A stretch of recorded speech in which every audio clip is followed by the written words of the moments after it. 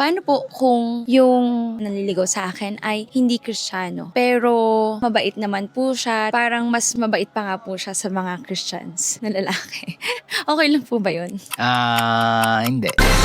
Mahirap kasi kapag hindi kilala ng isang tao ang Panginoon. Ako, I know my struggles even as a Christian. Struggle with the character, pride, own mind, and thoughts. I know how hard it is na mamuhay ng solo. And nung pumasok ko sa relationship, na-realize ko talaga, especially when we got married, imposible pala talagang makapamuhay ang mag-asawa nang wala ang tulong ng Panginoon. So you living alone without entering into relationship, mahirap yung buhay without Jesus. Paano pa pagpapasok ko ng relationship? One thing I know, kahit gaano kabait ang isang tao, kahit gaano kabusilak ang kanyang puso, kahit gaano siya mapagbigay, pag walang Jesus sa buhay, mahirap talaga siya. It is impossible to live life without the Lord. Pwedeng mabait siya ngayon, pero dumating yung time, ma-expose yung mga nasa sa loob na sugat, nasa sa loob ng mga struggles. Without the help of the Lord, it is impossible na madil yung lahat ng yun. May mga Christian sinasabi nila, ang strict naman, kailangan nag-church din, kailangan Christian din. It's not about the rules. Hindi nga sapat lang na labeled ka as Christian or coming from a Christian family or church-goer ka. It's more of you and the Lord. Okay talaga. I remember the Bible said, what God had joined together, no man can separate. So, ibig sabihin, it really needs the Lord at the center of every marriage.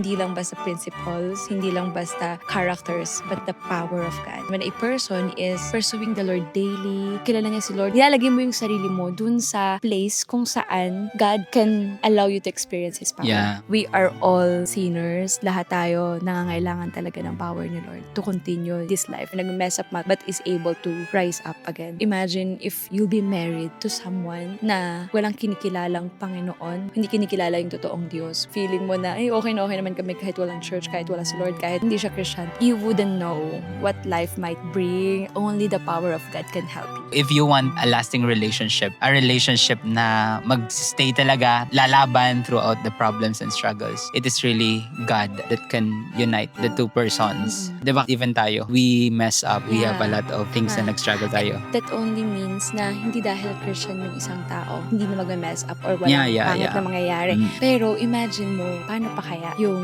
hindi rin guarantee na dahil Christian yan, never na yan magpa-fall. Pero meron kang assurance na God can speak to that person because that person knows na may Diyos na nakikipag-usap. So kung pwede ba na hindi Christian, it's not about the strict. Is pwede. But not everything is beneficial. It's not about strict rules na dapat kauri natin, dapat ganito, dapat nag-church. But it is really about counting the cost, di ba? Oo, hindi mo gugustuhin. Sa isang araw, yung mga paniniwala niya at yung mga bagay na taliwas dun sa Bible, hindi mo pwedeng ipilit sa kanya. Right. Pwede niyang ipilit, ay, ito, karapatan ko to. Meron kang sayo, meron akong sakin. Wala tayong pakialamanan. And it won't work sa marriage. Yeah. Magkakaroon pa kayo ng mga anak if God will give you. Ang hirap, sinususundin yung mga anak nyo. Yeah. Paano kayo magkakasundo kung paano didisiplinahin yung anak? Ano yung mga ituturo nyong principles? Magulo talaga. Para siyang suicide.